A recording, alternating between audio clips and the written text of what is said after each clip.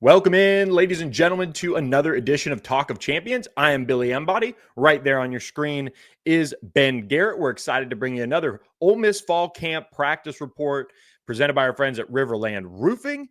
And as well, we're going to have two key interviews with some Rebels. We're going to have Cayden Lee and Harrison Wallace, two of the big pieces for this Ole Miss wide receiver group, on the show as well. Great interviews by Ben. We do all that and more on Talk of Champions, which starts right now. Protecting homes and businesses from the whims of nature, you need more than just quality materials. You require RiverLand Roofing. Licensed, insured, and certified, RiverLand Roofing offers not only the assurance of excellence, but a tailored approach to your unique structural needs and budget. To learn more about what RiverLand Roofing can do for you and the community, call them at 662-644-4297 or visit riverlandroofing.com. You're locked into Talk of Champions, an Ole Miss podcast powered by RiverLand Roofing and featuring Ben Garrett and Billy Embody of Rebel Grove.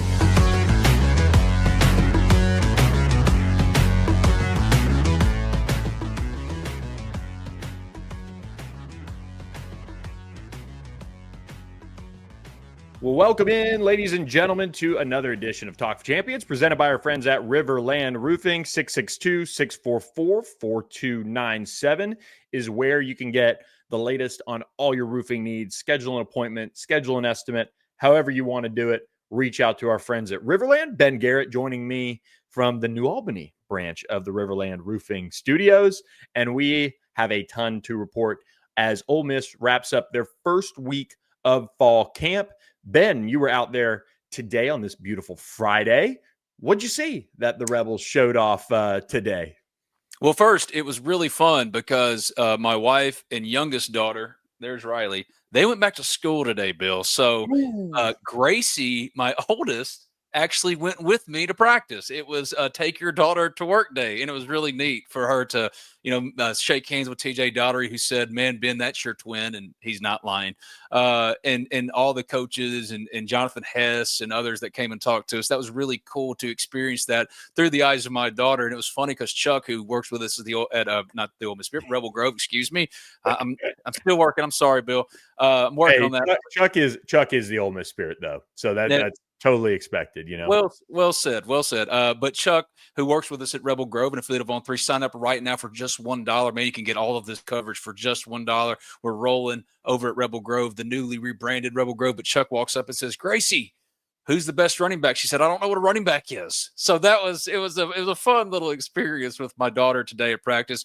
And they were outdoors. They put on some pads today, Bill, a little bit more contact. Still not a lot, obviously, but certainly things that stuck out. The wide receivers continued to impress. The depth of the wide receivers continued to impress. Even my daughter, who doesn't know what a wide receiver is, could tell that those guys, they're good at this thing called football, and they were out there certainly impressing. Again, Traylon Ray keeps standing out, the transfer from West Virginia. And if you look at him and Deuce Alexander and Harrison Wallace, Ole Miss signed 5 wide receivers in a transfer class ranked second nationally by On3. Caleb Odom is now a tight end. We're going to touch on that too because he's running as the number 2 clear-cut tight end. I thought that was notable behind Daquan Wright, ahead of Hayden Bradley and other guys, viable candidates that might have been ready or are ready to step up and step in for Lucas, who's out till at least October. But Caleb Odom is that number 2 guy. But the other receivers, Traylon Ray, Deuce Alexander, Dejon Stribling, and of course Harrison Wallace, 3 of the 4, excluding Dejon Stribling, they look very similar in build and body type, and I could see every single one of those really contributing to winning next year for Ole Miss. Traylon Ray continues again to really stand out with the second team unit. He's still, kind of figuring some things out because he missed all of the spring, like Ricky Fletcher, the cornerback transfer who Ole Miss signed in the second portal window, getting his feet under him schematically. Damian Taylor's another good example of this, the Troy transfer running back. I think there's a little bit of that going on with Traylon Ray, but the physical ability and the catch radius, all those things certainly standing out. And Deuce Alexander, I think, is going to just be a consistent lunch pail performer for Ole Miss. And I could very well see both Alexander and Ray kind of combining to help fill the void of the role that is now wide open with Jordan Watkins with the San Francisco 49ers in the NFL now. They're going to need multiple guys. You're not going to just be able to put one of those guys in Jordan Watkins' spot and replace him, but I certainly think both of those guys together could really bring a lot to Ole Miss offensively, not just as security blankets for Austin Simmons in the slot either. Traylon Ray's running as the number 2 Y behind Harrison Wallace, and both of those guys, again, very similar in build, but bring different things to the field that are really exciting when you think about the depth of options at wide receiver. So it was a really fun day. It was fun to see them in pads hitting a little bit. Patrick Kudus, the transfer offensive lineman from Arkansas, he is still limited. He's not in a black no contact jersey, but still limited as they kind of protect him. He's had durability concerns his entire career dating back to Arkansas, so they want to make sure that they get him to the season opener on August 30th. Don't really need to see what he can do in preseason camp, all that. I would venture to say it's more about protecting him, wrapping him in bubble wrap, like you said on Monday when we talked after practice.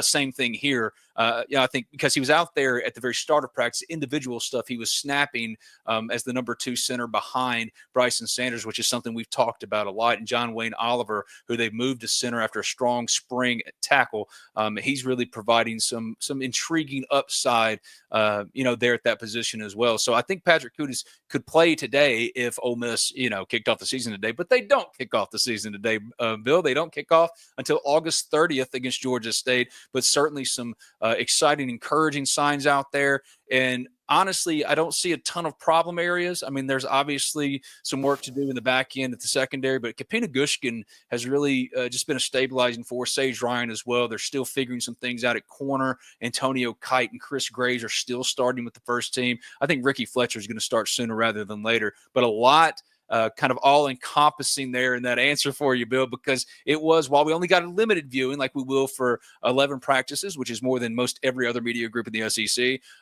there were certainly things that stood out. And those wide receivers, I'm telling you, man, there's a lot to be excited about that. I don't think Lane Kiffin was being hyperbolic at all on Monday when he said that that group, specifically the outside wide receivers, could be a real strength for this team. It shows up every single day in practice. And when you're breaking in a first-year starter at quarterback, regardless of how good of a starting point he starts at, right, with Austin Simmons, there's going to be some growing pains. To have this kind of luxury of options out there is certainly a feather in the cap for an Ole Miss team that believes it's ready to contend again, and it'd be hard to argue with them right now. And I think the addition of Kapina Gushkin is probably one of the more underrated ones of this offseason, because you think Washington State. Right. His name's Kapina Gushkin. I mean, that's just kind of a football thing. But out there on the West Coast, he played some really good football for Washington State this past year. And when they got him, I guess, kind of let this cat out of the bag now, but we're talking with, a couple of recently departed Ole Miss personnel staffers, and man, they circled him from the get-go as somebody who, once he got in, they were really excited with what they got. And, I know a couple of the Washington State publishers out there and some people that cover the Cougs. And I said, who is this guy? What's kind of the story here about why he's leaving? And of course, Washington State now in the Pac, whatever they are now. Pac-2. They've added a couple. Hey, Texas State's in there too now. But GJ Kinney and them getting a shot to travel the country, I guess. But Kapina Gushkin is one that they just loved how he could play all over the field, be the nickel though, but really just have a bunch of position versatility, because the way Ole Miss wanted to attack this secondary, and if you're on Rebel Grove or the site earlier this summer and earlier this year, Ole Miss Spirit at the time, you had a chance to kind of find out more about how they were going about rebuilding the secondary, because they needed to rebuild it. You lost Trey Amos. You lost so many guys that have played a ton of snaps. Then when we posted the PFF snap counts from the defense, it's scary how much is new and how much turnover there's kind of been, and young guys needing to step up now. And so the way they went about attacking the secondary is, let's find guys that can play across the secondary. Jalen Braxton could very well end up playing safety. Sage Ryan, like you talked about earlier on the podcast this week with Sage, or preceding the interview, man, he played corner, he played safety at LSU. Now he's a veteran of the SEC. We'll see how good he is. I remember the Sage Ryan recruitment back when I was covering LSU, and I tell you what, Pete Golding thought that one was going his way, and it was going to be on Saban's birthday and all of those things. And LSU at the time, it was Ed Ogeron. It was, the whole crew over there. I tell you, when they wanted a kid out of Louisiana, it was the days right before NIL, and they just said, make us say no. I mean, He had committed to Alabama. He had committed to Pete Golding, and I'm sure Pete had a little bit of a brutal day at the office when he had to told Saban on his birthday that Sage Ryan wasn't coming out of Louisiana. But it was just one of those recruitments that was kind of strange, the way it all went down. And so it's pretty cool that I think Sage is here with Pete Golding and kind of full circle moment. And maybe that ultimately helps him be a more productive player, more comfortable player. And, through no fault of Sage's own, that was at the time kind of a brutal coaching staff to play for, outside of, this past year. Blake Baker seems to be a good up and coming coach, but Sage getting this fresh start is huge for him. We'll see how it works, because it was up and down at LSU, but Kapina Gushkin and Sage Ryan are two examples of how they knew they had so much work to do to rebuild this secondary. So they had to get guys with position versatility. Like when they picked up Jalen Braxton, they picked him up in part over A&M because he had expressed that he really wanted to play corner, and Texas A&M had another corner coming in, and they were actually on the visit on this at the same time. So it was kind of a unique dynamic with a guy like Jalen Braxton now, as he could end up playing a little bit of both. But this is a pro organization. They're going to put you in the right situation that they feel like you can best thrive in. So as we look at this secondary, there's so much moving pieces that are there throughout camp, but they have assembled a group between the handful of returners that they have and the group that they brought in that, okay, let's find a best five. Now, we also have to look at, well, Kapina Gushkin should play nickel if we can do it, or, some of Ricky Fletcher is a corner, but we also have people that we feel like we could play multiple spots. And so getting that best five out there is really going to be one of the things to watch. And what that best five looks like is really going to be something that by the time you and I and the rest of the crew is hanging out at College Corner on August 13th or Funky's on August 14th in the evening, you check the board for more information on that. We're going to have a lot more to talk about as far as how these position battles have played out. But those are two that if they hit, in particular, that's where you could really feel better about it. And then the one no one's talking about, Ricky Fletcher, of course. But they do have their hands full every day in practice covering this wide receiver group and tight end, matching up with a Caleb Odom and a Daquan Wright. And, they like Hayden Bradley. They like some of these other guys. But the wide receiver group is a bunch of gazelles, as my college wide receivers coach used to say. Man, they can really gallop and go. So this is a tough challenge for them in camp. And, it's going to be worked out probably into the season a little bit, and you hope you have a really good feeling about it by the time you head up to Kentucky. Oh, absolutely. And you hit on a lot of things that are just absolutely right on. The positional versatility is the greatest strength of this Ole Miss defensive secondary. Antonio Kite is one of the starting cornerbacks right now opposite Chris Graves. I'm not saying that that's how it's going to stick, but that's where they're starting. But that's a player that was a safety at Auburn a lot, that played a lot of nickel corner. You see that a lot with the profile across the board. Kapina Gushkin's a good example of this. Sage Ryan's a good example of this. Jalen Braxton is a good example of this. The key for Jalen Braxton, who I think is the wild card of the entire group, he has to get on the field. He has to get over the injury situation that hampered him and limited him to essentially no contact at all in the spring. He's been in a black jersey for the first full week of camp. Jalen Braxton is truly one of the wild cards of this entire team, not just the secondary or the defense, because when he is on, when he is healthy, when he's playing to his peak capacity, this is an all-American caliber player. He was a freshman All-American in 2023 for Arkansas at corner.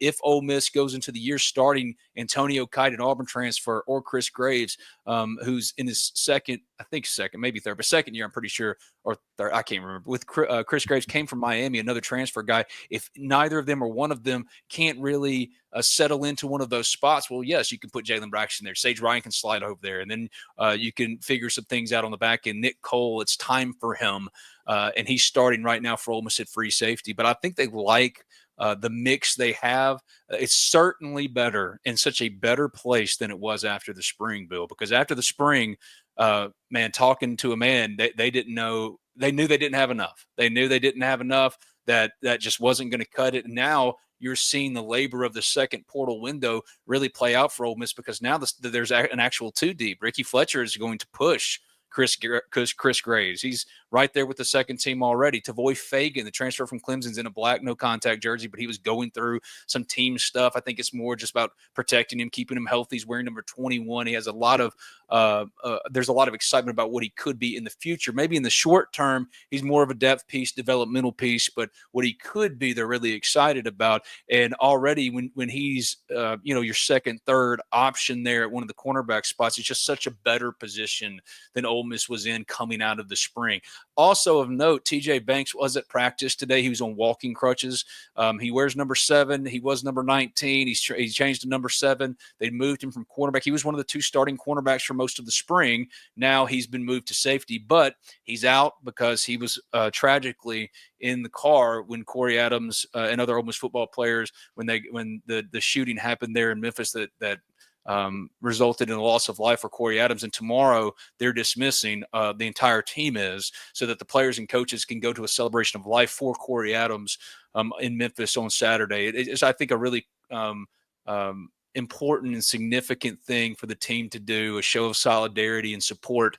And TJ Banks, it was almost an equal tragedy to him. I mean, he got shot as well through his knee, right above the kneecap, is what I think I read somewhere. But I just knew he'd been shot too, somewhere in the knee. Someone said kneecap. I don't want to say for sure, but he didn't have to have surgery off of it. So there is a chance he could return this year, but not having him in the defensive secondary, especially at one of those safety spots, is not ideal, because he was in the 2 deep at worst there. I mean, at worst, he was going to be a key special teamer and a guy that they could have in a rotation. And now without him, they're having to figure some things out. But fortunately, like you touched on, they had that positional versatility, not just with Sage, who I think is going to be steady as they come. Man, he had nothing but great things to say to me about Pete Golding and that relationship you touched on. It dates back to high school, and the scheme has been a challenge for him to pick up on. Pete Golding, man, he doesn't let you dip your toes in. He just throws you into the deep end and say, hey man, figure it out or don't.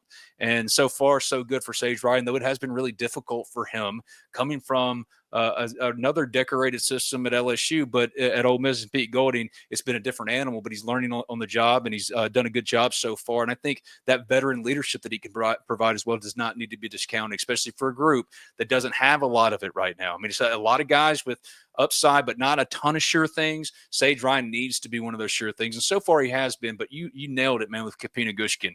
When I say that guy's been consistent, I mean, since day one, the physical nature, they love him in that star spot where he can come up and play at the line of scrimmage. He can drop back into coverage. He's guarding a lot of tight ends, had a good PBU today against Hayden Bradley, where he just stuck to his hip and knocked it out. He's just he's not going to blow you over physically. You're not going to look at him and go, man, that guy right there. But he's built now, but he's not particularly tall or anything like that. But man, is he a gamer so far? It looks like, at least. I mean, they've got to play some actual games to be a gamer in the SEC. But so far, man, he's been such an important get for them. And really, like you mentioned as well, not one that was necessarily, atop the breaking news, meter. Unlike some other guys in that number 2 ranked portal class, but he might prove to be, at least so far in role and the consistency he's provided, one of the most crucial lands that they got out of the portal. So, that secondary is coming together. And I think that's an encouraging sign if you're an Ole Miss fan, because a month of practices in the spring, and buddy, they was just experimenting every single day.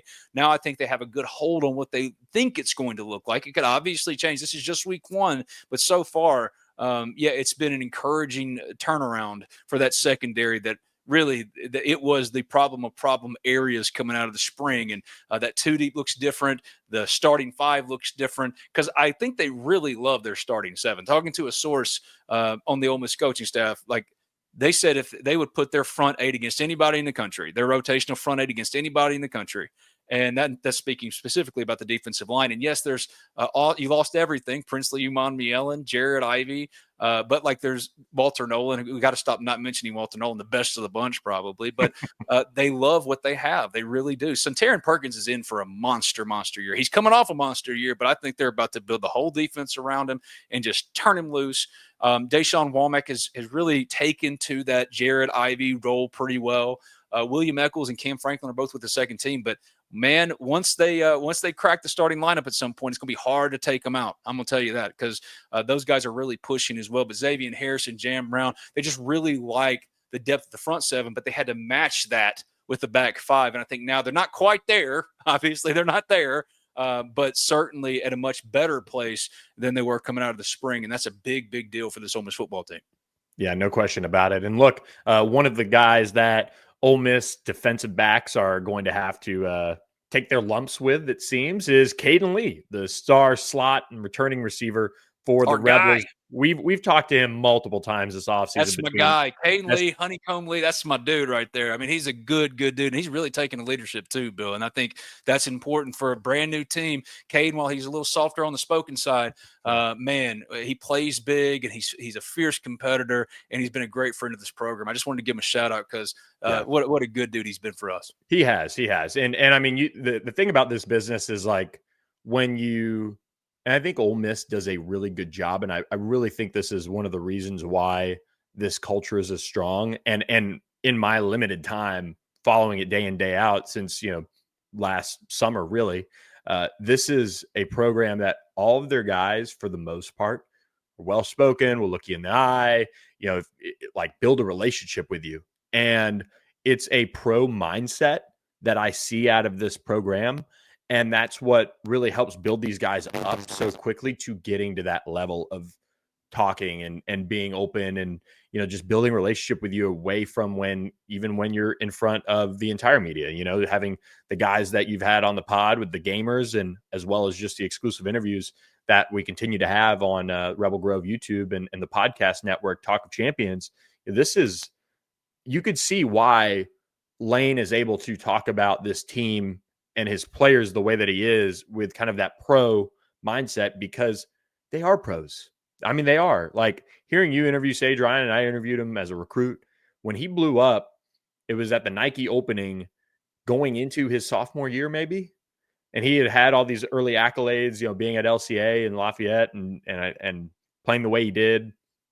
And he runs like a 4.6 as a rising sophomore or something and all these eye-popping numbers, and then you're like, wow, this guy's played all over for LCA too.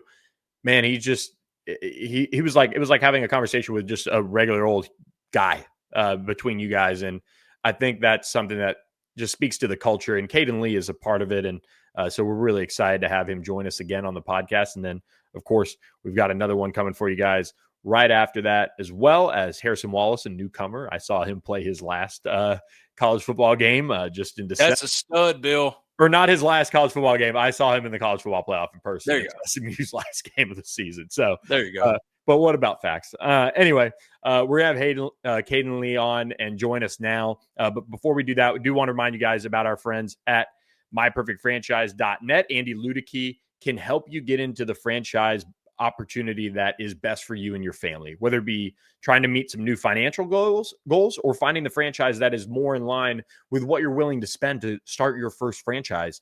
He can help you navigate that because he's a franchise consultant that's been doing this for decades. His services are 100% free, and he can help you with any questions you have on franchise ownership. Give him a call, 404-973-9901, or email him, Andy, A-N-D-Y, at myperfectfranchise.net. and learn more about how he can help you today. But without any further ado, we now go to our interview with Ole Miss wide receiver, Cayden Lee. Hello again, everybody. Ben Garrett here from Ole Miss's first fall camp practice, and this is Cayden Lee, star Ole Miss wide receiver. Talk to you all the time, Cade, but how you doing, man? Fall camp started up. What's the excitement level right now? The excitement is really high right now. Everybody's just excited to go into camp. The talent, the competition is really amazing right now. So I feel like we're out there battling, and it's going to be a good camp. It's really fascinating too because last year, second leading wide receiver, didn't have a drop in over 70 receptions. But you look around at the depth of the options in the wide receiver room this year, and man, y'all might be deeper. And Lane even said that as much in his press conference. He said that could be a real strength of this team. What's your impressions of not just Harrison Wallace and Dazon Stribling, but Traylon Ray's finally back out there after he didn't get to be in the spring? Deuce Alexander's got some juice too. What's your impressions of the overall room and the depth of it? Yeah, I feel like we were talented last year, but I feel like this year we brought in a lot of great guys, and I feel like that from the top of the room to the bottom of the room, we're doing a fantastic job, and it's gonna be talent. When I talked to you at SEC Media Days, you said you've gained some weight. I can tell, man. What have you added? You about 15 up? Or I'm between 10 to 15. Yeah. Is there an ideal target weight for you? Not so much as a target weight right now. Just trying to play what I feel good at. Yeah.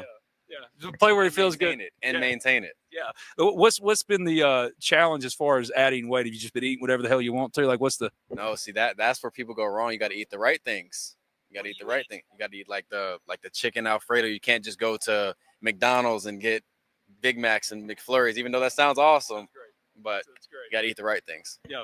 When you look at what Ole Miss has right now in terms of being a contender again, I mean, the expectation's been set. 21 wins in the last 2 years. Even Lane's like, yeah, there's a lot of new, but man, the expectation's the expectation. You're a team leader. Do you kind of see that too? Like, yeah, there's a lot of new here, but we know, like, we expect to contend at the highest level every single year. And do you see another contender out there right now? Right now, I feel like we're just trying to go 1-0. We're just trying to beat Georgia State. That's a good how can we beat Georgia State? How can we really attack tomorrow's practice? It's gonna be hot out there. What are we gonna do? Yeah, I don't understand how y'all can practice in this. Yeah. Like, it is brutally hot outside, and y'all got outside a little bit today, right? Did you out there? Yeah. Were you dying? It was hot. We'll say it was hot. It was hot. All right. So how's Austin doing, man? I mean, you get that question all the time. I mean, you know about being his roommate, being his friend, all that kind of stuff. It just seems like he's really done well to not just step in for Jackson in a productive standpoint, but like being a leader with you. You know what I mean? Being a guy that, he's still got to put some stripes on his resume. But what have you seen as far as his growth as a leader in particular? Because I think that's one thing that gets kind of undersold. Yeah, Austin, I feel like from his being more vocal as a player to just getting smarter, getting bigger, getting faster, he's put on some weight to himself. So, just being a quarterback that how we saw him finish the season last year to how we see him today is a totally different person. I feel like he's doing a really good job. I asked Daquan about it, asked Lane about it. I mean, I think a big takeaway from today was Caleb was with the tight ends, Caleb Odom, man. For him, what is that like? What do you think he could be? What kind of fit is that? I mean, what kind of skill set? Because honestly, you could see the vision, right? I mean, he built like Kyle Pitts, for goodness sake. I mean, you could see that. Like, what do you think about him as a tight end? I really feel like we can line him up anywhere. We can line him up as receiver, but we just let Coach Kiffin and Coach Weiss handle that, and I feel like whoever they put out there is going to be amazing. But he's doing a fantastic job. And lastly, defensively, man, you go against them every single day. A lot of new there too. What's your impressions of Ole Miss defensively and what you're going against every day? Coach Golden is going to scheme it up for us. Very challenging every day, and sometimes it gets frustrating, but it's going to make us better for the season. He's Cayden Lee, Ole Miss star wide receiver, a friend of this program for a long time. Thank you, my friend. We'll do it again, and we'll be back soon here on Talk of Champions. Great stuff, Ben, on Cayden Lee. And this next interview, though, is one I'm really excited about as we roll on with the final interview on today's show, brought to you by our friends at RiverLand Roofing, 662-644-4297 today. Give them a call or text them and find out when they can come look at your roof today. Harrison Wallace III from Pike Road, Alabama. This is a really intriguing transfer edition from Penn State that I saw him play. Like I said, his final one of his final 2024 college football games against SMU. It was really, really cold up there in State College, and he's really somebody that you wonder, and I think this is a part of projecting. You wonder what he would do in a wide open offense that didn't, try to beat the clock to death and roll on. And of course, Penn State had a great tight end, went in the top 10 in the NFL draft, but he played in 15 games, 46 receptions, 720 yards, 4 touchdowns on the year. Had a really, really good yards per reception jump to 15.7 last year as a junior. He will have 1 year of eligibility remaining with Ole Miss. And I think he brings a lot at 6'1", 190. You can move him around this offense. And this is a good opportunity now that he had spring in his belt. Took some learning, I'm sure. and work with Austin Simmons over the offseason, but he's now poised to probably be one of the dudes on this offense for Ole Miss, Ben. I think Ole Miss is going to produce two 1,000-yard wide receivers. And if they do, it'll be Cayden Lee. And if you made me guess, Harrison Wallace. Now, that's probably just first week of camp. It's everybody's bigger, faster, and stronger, and all that stuff. But I really think that Ole Miss, as an offense, could support that.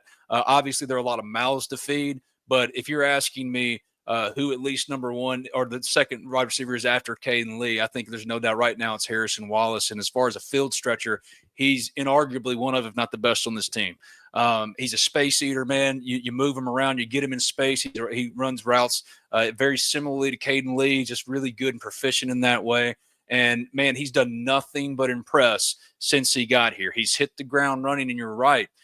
Opening up his game in a more pass-heavy offense was something that was appealing, and to get him when they did, I think was such an important piece. Like, look, I think DeJon Stribling has 1,000-yard potential. He's the number one wide receiver at Oklahoma State. 300 yards off was Harrison Wallace at Penn State in a more traditional pro-set type of offense. I really think Ole Miss could produce two 1,000-yard receivers. Obviously, one of those is going to be, in my opinion, Cayden Lee. He's as good as it gets, especially in the slot. And I'm so excited to see what he does this year. But, man, I'm bullish on Harrison Wallace, and I know Ole Miss is too. And that's why you hear Lane Kiffin talk about the strength of this team potentially being the outside wide receivers. A lot of that has to do with how quickly Harrison Wallace has settled in and gotten his feet underneath him as a starter, and certainly with Traylon Ray and Deuce Alexander behind them. Caleb Cunningham, again, we still haven't talked about Caleb Cunningham because he's in a black jersey. He's limited. He can't really do much. But, man, Caleb Cunningham's going to be a piece of this. Winston Watkins is going to be a piece of this. But if you're asking me, Ben, right here on August 1st, who's the second wide receiver on Ole Miss's team? I mean, DeJon Stribling is going to be really good for them. They love that kid. But that just shows you how much they love their group. I would say Harrison Wallace just because, man, it's just every day he's showing up. He's not a man of a lot of words. If anybody is of the pro mindset, it's him. But, man, when he speaks, you listen, and he's really high on what this offense can be and his role in it. And I think he's in for a big, big year. Do not undersell either, Ole Miss fan, how important it is for a transfer guy coming in for only 1 year in his money year like Trey Amos. Typically, you're going to get the very best of that player like Ole Miss did with Trey Amos. I think you're going to see a similar impact except on the offensive side with Harrison Wallace, just with what he could bring. And Ole Miss is not going to limit Austin Simmons. They're not going to, hand the ball off more than they did last year just because they got the range of running backs. They just need real running back threats. They got that, and they're going to cut it loose with him. And, man, he's really taken a liking to Harrison Wallace so far. Not the same to Cayden Lee because they have that chemistry, but also of note, I think, when you're talking about the pro mindset and how these guys have built chemistry, Austin Simmons flew all his wide receivers out to his hometown over the offseason to keep building that. So Harrison Wallace and Cayden and all those guys, I mean, they've been building this for a long time, and it shows early on in fall camp. Now, early on in fall camp, all things are good, right? There's going to be some adversity that hits. There's going to be some injuries that hit. I mean, it's inevitable. Stuff like that is going to happen. Ole Miss is going to do its very best to guard against. But for 1 week, man, it's hard to not think that this is another contending Ole Miss football team. I don't know what the win total number would be for me right now. I know the over-under, according to BetMGM, was 8.5. I'd go over right now. I think the schedule and what they have when you go out there and see it, even though it's a lot of new, man, that you're talking about the number one wide receiver at Penn State, the number one wide receiver at Oklahoma State, and a player in Cayden Lee who is not getting talked about enough, and he's ready to go prove something as well with a first-year starting quarterback in Austin Simmons who believes himself to be the dude. When you listen to Sage Ryan, it was really cool. I was like, what do you think about, Austin Simmons? You played at the highest level with LSU. You played against the best quarterbacks in the country. Where does he kind of stack up? And he said he looks like that dude. He looks like every bit the quarterback the quarterbacks I've faced. And, I mean, you're seeing some Heisman discussion, at least in the underdog role from national media about Austin Simmons, but a lot of that has to do with what is around him. I think Ole Miss absolutely crushed it in the portal. While defense in the back end especially, they got some questions. This offense with Harrison Wallace and Cayden and Austin, the Luke Haas injury's really tough, but Caleb Odom, I mean, he's taken to it at least from the receiving end. It's going to be hard to block. But, yeah, Harrison Wallace, this group, it's an exciting one. I think Ole Miss is in for another good year, especially on offense. They got some stuff to figure out defensively, but this offense isn't going to miss a beat, in my opinion. Yeah, and one thing about Harrison Wallace too, as far as stepping into that role and trying to get to that 1,000-yard plateau, Ben, is you had Trey Harris hit the 1,000-yard mark last year, and you had Jordan Watkins and Cayden Lee be kind of like right there. And you wonder if Trey Harris plays all the games, how does that pan out as far as maybe being able to get Jordan Watkins and Cayden Lee more involved? That Trey Harris would have built a higher number up above 1,000, but maybe that leads to them getting a few more targets or something to hit that 1,000-yard plateau themselves. So the Rebels weren't far off from having 3,000-yard receivers last year. So if they can get 2 this year, I think that maybe tells me 2 things. One, maybe the running back room helps them out. Maybe they're a little bit more balanced with this, attack under Austin Simmons. And that means that at least one of the transfer wide receivers has panned out, as Dazon Stribling could very well be that guy as well. They've got options now, and if they stay healthy, it'll be another strong wide receiver group. I had one source tell me, look, it's not a better top-tier talent group, it seems like. Cayden Lee is elite as a slot guy, but there is a general feel that, from their perspective, we are better top to bottom as far as talent goes. So, and that was kind of more generally speaking about the guys that are going to get snaps. We'll see if Winston Watkins, Caleb Cunningham end up contributing to that wide receiver room as well. If that means that they end up doing that at some level, that's an even scarier thought. But as far as the guys that they really expect to lean on right now, they feel like their top rotation guys as a whole might be better. Again, Trey Harris is Trey Harris, but you had Cayden Lee on last year's roster as well. You get him back this year, he's going to be better in all likelihood. And, the guys that they've assembled in that top 5, 6, 7, appear to be even better than last year from what some people have told me. So with that, we're going to meet Harrison Wallace III on this edition of Talk of Champions as we wrap it up with Ben's interview with Harrison Wallace. So I hope you guys enjoy that one as we wrap up this week. First week of fall camp for the Rebels. Wrapped up.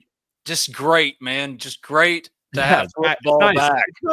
It's nice. I've been waiting on it. We are back and down to getting to some football. And, of course, big recruiting decision Saturday night or sometime Saturday from one of Ole Miss's top targets. So make sure you head over to rebelgrove.com and sign up for just $1 today. And actually, we have a new promo that for your first week for just $1, then you get out of the promotional period. So you can try it out for 1 week for $1. Then as soon as that promotional period is over, On3/Rivals will send you a code for a complimentary year to The Athletic. So a pretty good value add there for our subscribers. So hope you guys enjoy that and take advantage of it. Enjoy a complimentary year of The Athletic included with your membership once you get past the promotional period of just 1 week. So try us out. See how you like it. And, of course, give our friends RiverLand Roofing and Andy Ludicky at My Perfect Franchise a call. Text or call RiverLand Roofing today, 662-644-4297, and give Andy a call, 404-973-9901. So hope you guys enjoy this interview with Harrison Wallace as Ben caught up with him right after the early goings of fall camp. So we'll catch you next time on another edition of Talk of Champions, and have a great weekend, everyone. Hey again, everybody. Ben Garrett here from Ole Miss Media Day, or Ole Miss first day of fall camp practice is the media day that came afterwards. This is Harrison Wallace, transfer wide receiver from Penn State, going to be a big part of this offense. First and foremost, how's it been, man? How's the adjustment to Ole Miss? You were here in the spring, obviously, but do you feel more at home now that you've settled in here? Yeah, definitely. Just being here the time that I've been here, going to connections with the guys and the coaches, it's been great. As far as your chemistry and with Austin and all those kind of things, I told you this before we sat down. I've been gassing you up on this here podcast, man. I'm like, Harrison, you stand out every single practice I watch you, man. What's that chemistry like, and what kind of do you bring for Ole Miss fans that don't quite know your game yet? What do you bring to an offense as far as your explosiveness? Really just being that explosive player down the field that also strive in short and intermediate.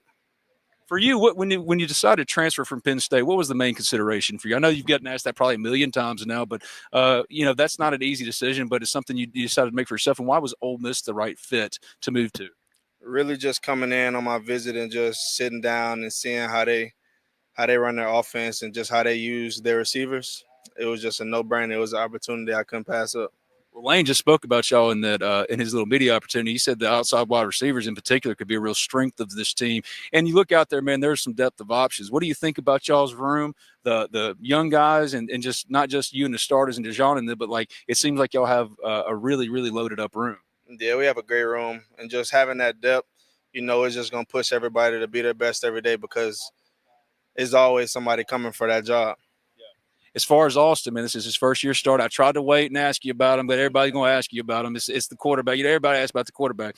But as far as Austin, what you've seen from his growth, because you were there with him in the spring till now, what's that been like? What have you seen from him as far as how he's come along? Young guy, first time starter. So, he just continued to get better each and every day. Throughout the summer, all the throwing sessions outside of what we had, just going into the leadership role, he was great. He's going to do great things this year.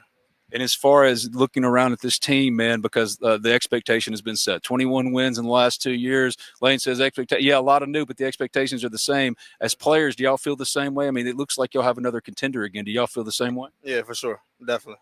He's Harrison Wallace, transfer wide receiver from Penn State, sitting down with me, Ben Garrett, here for Talk of Champions live from Ole Miss's first day of fall camp. Thank you, my friend. I appreciate it. We'll do it again.